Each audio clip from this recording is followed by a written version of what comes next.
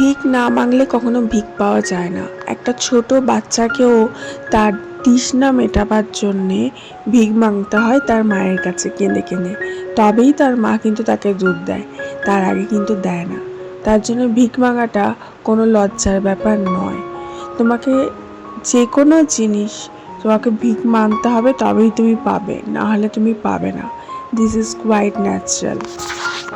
ভগবানের দোরগোড়ায় গিয়ে খালি বলা, ভগবান আমাকে এটা দাও, ভগবান আমাকে এটা করে দাও, ভগবান যেন আমার এটা হয়ে যায়, ভগবান যেন আমি এই কাজটা করে নিতে পারি, এটাও কিন্তু এক ধরনের ভিক মাঙা।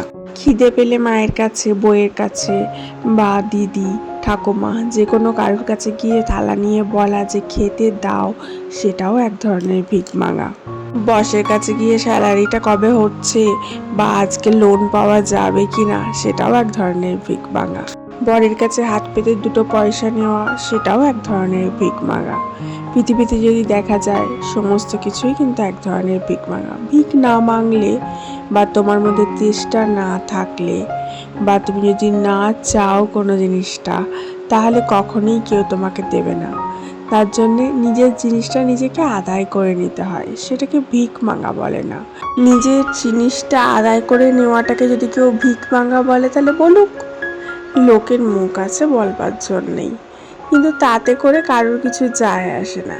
নিজের কাজটা নিজেকে করে নিতে হবে এবং নিজের জিনিসটা নিজেকে বুঝে নিতে হবে। তোমার হয়ে অন্য কেউ তো বুঝে নিতে যাবে না। Hello everyone, this is Ivy, welcome back to my channel.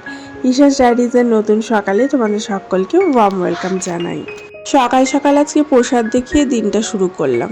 আশা করছি তোমার সারাটা দিন ভালো যাবে এবং তোমার আগামী দিনগুলোও ভালো যাক, এই প্রার্থনাই করি। আজকে জগন্নাথ মহাপ্রভুর জন্য একটু পায়েস ভোগ রান্না করেছিলাম। সকাল সকাল উঠে স্নান সেরে রেডি হয়ে পায়েস ভোগটা করেছিলাম। মেয়ে সকালে স্কুল চলে গেছে এবং হাজব্যান্ডও বেরিয়ে গেছে, ঘরে আমি একদম একা। তার জন্য এই সময়টা ভাবলাম মা জগন্নাথ মহাপ্রভুর জন্য একটু প্রসাদ ভোগ করি, নিয়ে তারপরে পুজো দিই। আসলে আমি আমার মায়ের কাছ থেকে আর শাশুড়ি মায়ের কাছ থেকে কিছু কিছু জিনিস অ্যাডপ্ট করে নিয়েছি। কেউ আমাকে বলেনি যে এটা করো বা এই উপোসটা করো বা ওটা করো। যার যেটা মনে রেখেছি বা যার যেটা ভালো লেগেছে আমার, সেটাকে আমি অ্যাডপ্ট করে নিয়েছি। এই জিনিসটা আমার শাশুড়ি মায়ের কাছ থেকে শেখা। শাশুড়ি মা জগন্নাথ মহাপ্রভুর অনেক বড় ভক্ত। আমার শ্বশুরবাড়ির প্রত্যেকটা মানুষই জগন্নাথ মহাপ্রভুর ভীষণ বড় ভক্ত। তার জন্য বছরে একবার করে আমার শ্বশুরবাড়ি থেকে সবাই পুরী যায় এবং জগন্নাথ মহাপ্রভুর সাথে দেখা করে। তো আমি দেখেছি আমার শাশুড়ি মা রথের দিন পায়েস ভোগ করে জগন্নাথ মহাপ্রভুকে দেয়। তো জগন্নাথ মহাপ্রভুকে চালের পায়েস দেয়, কিন্তু আমি আজকে আর চালের পায়েস করলাম না। চালের পায়েস করতে বেশ অনেকটা সময় লেগে যায়, তার জন্য ভাবলাম ঝটাপট সিমুই পায়েসটা করে নিই। সকাল থেকে উঠে দৌড়ঝাঁপ, মেয়েকে স্কুল পাঠানো, এই সমস্ত করে কখন যে সময় চলে যায়। আর তার সাথে একটু মিষ্টি নিয়েছি, একটু ড্রাই ফ্রুটস নিয়েছি অ্যান্ড জল টল নিয়ে ফল নিয়ে একবারে জগন্নাথ মহাপ্রভুকে ভোগ দিয়ে পুজোটা সারলাম। বিশ্বাস করো, এই সমস্ত দিনে আমার ভীষণ মনটা ভালো হয়ে যায়। আর যে দেখছো একটা শাড়ি পরেছি, দেখেছি মাকে পুজোর দিনগুলোতে মা শাড়ি পরে পুজো করে। এটাতে কোনো লজিক নেই, চাইলে চুড়িদার কুর্তি সমস্ত কিছুই পরা যেতে পারে, কিন্তু দেখেছি মা পুজো আচ্ছার দিনগুলোতে শাড়ি পরতো। এমনিতেও তো মা শাড়ি প্রায় দিনই পরতো, কিন্তু পুজো আচ্ছার দিনগুলোতে কোনো দিন মাকে চুড়িদার পরতে দেখিনি। তার জন্য আমি যখনই কোনো ঘরে পুজো টুজো করি, তখনই দেখবে একটু শাড়ি পরার চেষ্টা করি, কারণ শাড়িগুলো এমনিও পরা হয় না, আর পুজো আচ্ছার দিনে বাঙালিয়ানা ভাবটা রাখবার জন্যে বা বলতে পারো শুদ্ধ বস্ত্র, এই সমস্ত কিছু অনেক কারণ থাকে, তার জন্য হয়তো শাড়ি পরতো। তো সেটাই আমি মেনটেন করি, শাড়িটা পরার চেষ্টা করি। তো এখানে থালাটা সাজিয়ে নিলাম জগন্নাথ মহাপ্রভুকে। আমার আলাদা করে গ্যাস নেই, তবে এই যে বাসন কোসনগুলো দেখতে পাচ্ছ, এগুলো সব ঠাকুরের আলাদা বাসন। আমার নিজস্ব কোনো বাসনে আমি দিই না। আর যে জিনিসগুলোতে বানাবো ইনগ্রেডিয়েন্টগুলো, সেগুলো সমস্তটাই আমি টাটকা বাজার থেকে কিনে আনা করাই। কোনো কিছু ঘরের থাকা জিনিস দিয়ে আমি ইউজ করি না, শুধুমাত্র গ্যাসটা ইউজ করি, কারণ আগুনে বলে নাকি দোষ নেই, আগুন নাকি নিজেই শুদ্ধ। তবুও এগুলো রান্না করার আগে আমি একটু করে গঙ্গা জল ছিটিয়ে দিই, নিয়ে রান্নাটা করি। এই যে দেখো থালাটি রেডি হয়ে গেছে, কেমন লাগছে জানিও। আর প্রসাদ দেখলে নাকি বলে প্রসাদ খাওয়া যতটা ভাগ্যের কথা, প্রসাদ দেখাটাও নাকি বিশাল বড় ভাগ্যের কথা। তো প্রসাদ দেখিয়ে দিলাম তোমাদেরকে, আশা করছি তোমাদেরও আগামী দিনগুলো খুব খুব ভালো যাবে। আমার ঠাকুমা বলে এই রথের দিনে একটু আলতা পরতে, তো সকালবেলা পুজো করার সময় তো সময় হয়ে ওঠেনি, তো ভাবলাম পুজোটা সেরে নিই, তারপরে আলতাটা পরবো না হয়। আর ঠাকুরের জায়গায় এই যে সিঁদুরটা আমি রাখি, এটা ঠাকুরের জায়গা থেকেই আমি পরি প্রতিদিন বেশিসে। তো চলো এরপরে পুজোটা সেরে নিই, তারপরে বাকি কথা হচ্ছে।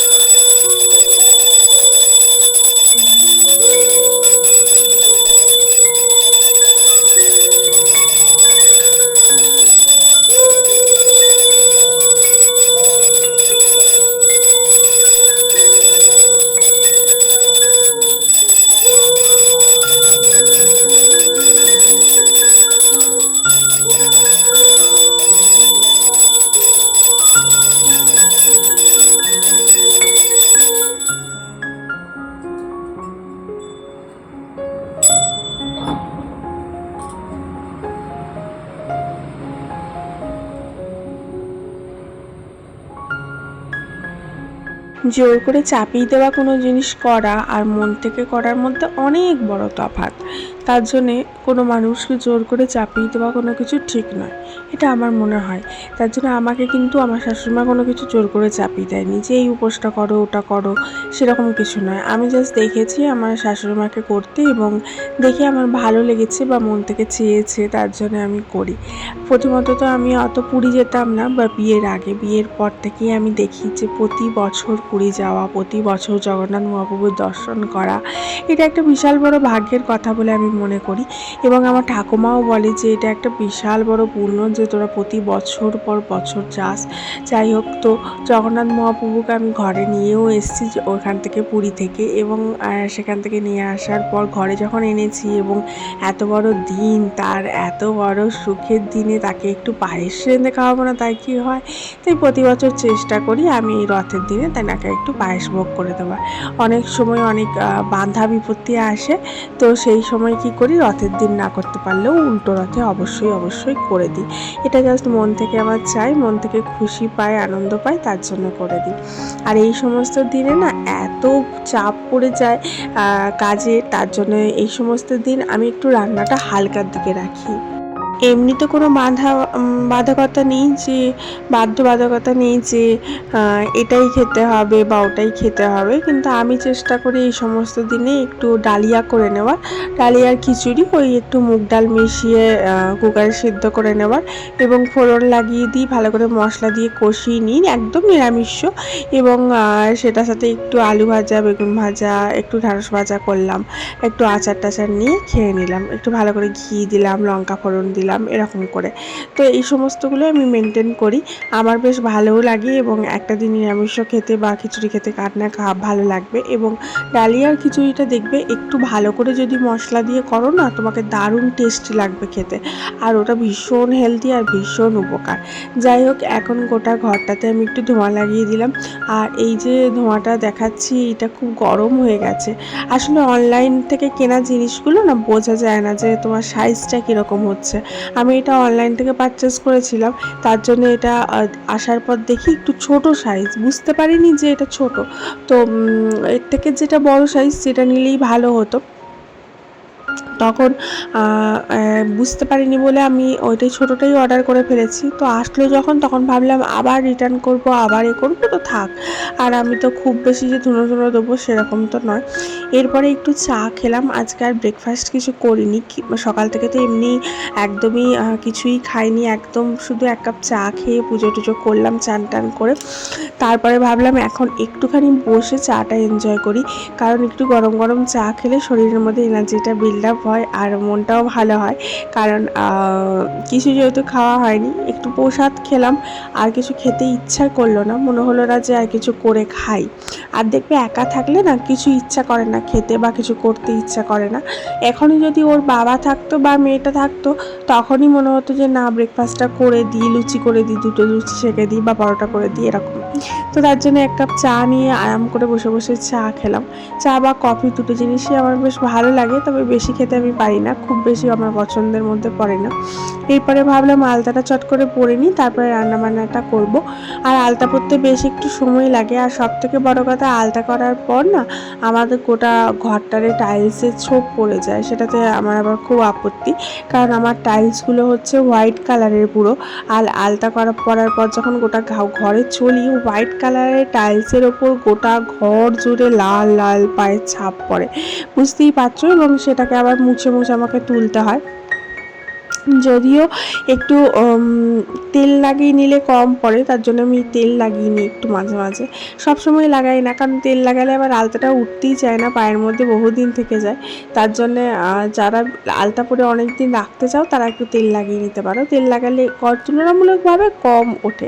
আর একটা জিনিস, আলতা পরার পর সঙ্গে সঙ্গে পাটা ধুলে চলবে না, আলতাটাকে শুকোতে দিতে হবে, পায়ের মধ্যে অ্যাবসর্ব হতে দিতে হবে। বেশ খানিক করে আমি রেখে দিই আলতাটাকে, বাথরুমে যাই না, পা ধুই না, অনেকক্ষণ যাবৎ পর পা ধুই, কারণ ততক্ষণে আলতাটা শুকিয়ে যায় এবং পাটা ওই জিনিসটাকে অ্যাবসর্ব করে নেয়, ফলে আলতাটা টেকসই হয়। নাহলে দেখবে আলতাটা জলে ধুলেই চলে যায়, একদম লাইট একটা জিনিস। তো আজকে এত তাড়াহুড়োর মধ্যে আর কিছু ডিজাইন করতে ইচ্ছা করলো না, বা সময়ও নেই সেরকম, মেয়েটা আবার চলে আসবে, তার মধ্যে রান্নাগুলো কমপ্লিট করতে হবে। তো ভাবলাম এমনি নর্মাল যেটা আমি করি ত্রিভুজের মতো সেটা করেই পরে নিই আলতাটা। তো সেরকম নর্মাল যেটা ত্রিকোণাকার করি ওইভাবেই আলতাটা পরলাম, এবং মাঝখানে একটা করে বড় গোল দিয়ে দেবো, বেশ ভালো লাগবে দেখতে। অ্যাকচুয়ালি কি হয়, আলতা আমরা সাধারণত ডিজাইন করে পরি না, নর্মাল পরতেই দেখে এসছি আমাদের মা ঠাকুমাদের, কিন্তু আমরা মেহেন্দিটা ডিজাইন করে পরি, সে হাতে হোক কি পায়ে হোক। তার জন্য আমার মনে হয় আলতাটাও যদি একটু ডিজাইন করে পরা যায় তাহলে দোষ কি, বেশ ভালো লাগবে দেখতে। আলতাটা একটু ডিজাইন করে পরলে পাটাও একটু নতুনত্ব লাগবে। পাগুলো এখন সাদা থাকলে না কেমন কেমন লাগে, মনে হয় যেন সাদা পা, সাদা ফ্যাট ফ্যাট করছে এরকম লাগে। কিন্তু পায়ের মধ্যে আলতা পরা থাকলে বেশ সুন্দর লাগে। অনেকে আবার আলতা পরা পছন্দ করে না, আমিও খুব একটা বেশি আলতা পরতে বেশ ভালোবাসি না, কারণ বেশি আলতা পরলে আমার দেখেছি পাগুলো ফেটে যায়। এই লাস্টবার আমরা গেছিলাম না, তোমার দার্জিলিং গেছিলাম না, দার্জিলিং বিজনবাড়ি ঘুরতে গেছিলাম, তখন বিজনবাড়িতে যে নদীটা বয়ে যাচ্ছিল ওই নদীটাতে পা ডুবিয়ে বসছিলাম বেশ খানিক দিন এবং বেশ অনেকক্ষণ ধরে। তার ফলে না পায়ের ফাটাগুলো খুব সুন্দরভাবে মসৃণ হয়ে গেছে। আই ডোন্ট নো, ওই পাহাড়ের জলটাতে না কিছু ভালো মেটেরিয়াল আছে, বলতে পারো মিনারেল আছে খুব ভালো, তার জন্য হয়তো পায়ের ফাটাগুলো এত সুন্দরভাবে চলে গেছে। চলো এবার ড্রেসটা একটু চেঞ্জ করে নিই, ঝটপট একটু ম্যাক্সি পরে নিই, তাহলে একটু রিল্যাক্স লাগবে এবং তারপরে কাজগুলো এগোবো। তোমরা কিন্তু অবশ্যই ভিডিওটাতে একটা লাইক দিও, চ্যানেলটা সাবস্ক্রাইব করো, আর ভিডিওটা একটু শেয়ার করে দিও। তাহলে আজকে আমি বিদায় নিই, দেখা হচ্ছে কালকে। আমি না এরপরে আর ভিডিও করতে পারিনি, তাড়াহুড়ো এবং শরীরের অবস্থা একটু খারাপ হয়ে গেছিলো, তার ফলে আর খাবার ভিডিওটা করে উঠতে পারিনি। তোমাদের সাথে দেখা হচ্ছে কালকে আবার একটা নতুন ভিডিওতে। ততক্ষণ কিন্তু তোমরা অবশ্যই হাসি খুশি থেকো, ভালো থেকো, হ্যাপি থেকো, আর নিজে আর নিজের পরিবারের খেয়াল রেখো। Love you.